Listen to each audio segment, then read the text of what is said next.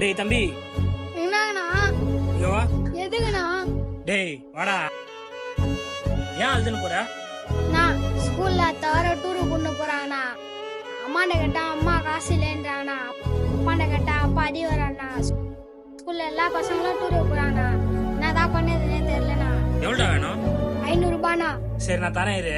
தேங்க்ஸ்ண்ணா. இரு.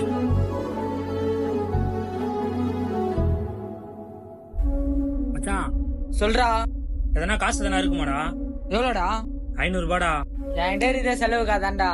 டேய் எடுத்துருவாடா, அர்ஜென்ட்ரா. சரி வரேன்டா இருடா. சரி வாடா வாடா.